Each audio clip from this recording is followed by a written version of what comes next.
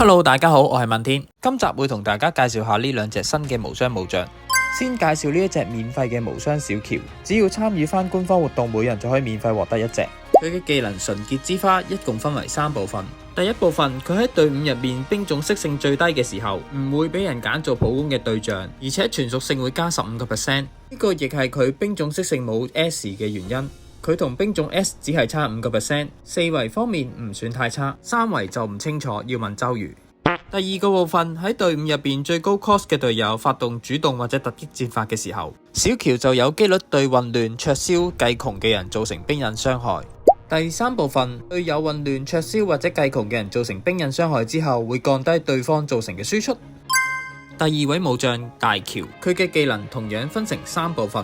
第一部分，佢即將受到普通攻擊時，有機率令到隊伍中武力最高嘅友軍造成傷害提升。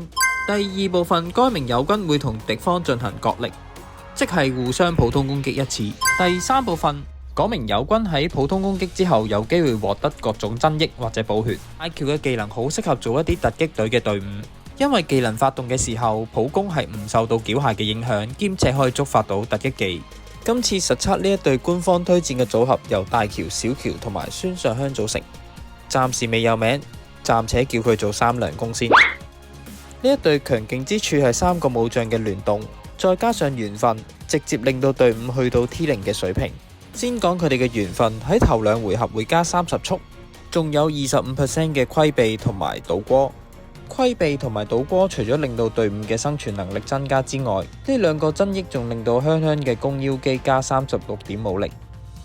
換言之，佢哋嘅緣分令到隊伍整體嘅攻防都有所提升。喺聯動方面，小喬天生係唔會俾人選中做普攻對象，除非遇到呂布用貂蟬做軍師，或者小喬放主將俾 SP 馬超打。小喬唔會被普攻，咁即係話大喬有50% 機會被普攻。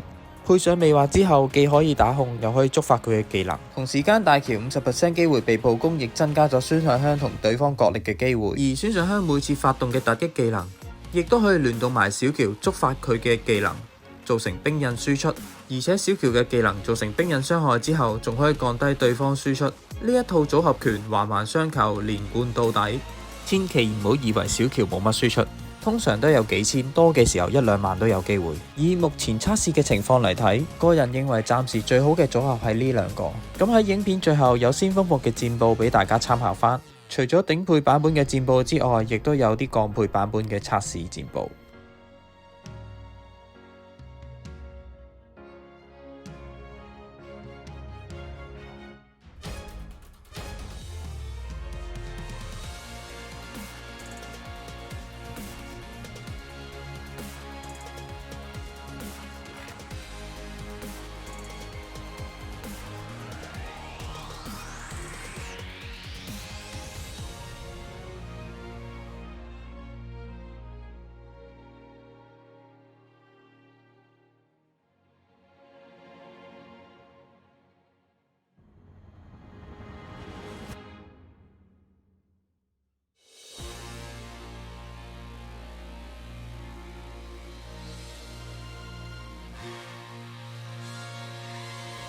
咁今集暫時分享到呢一度，多謝大家支持，下集見。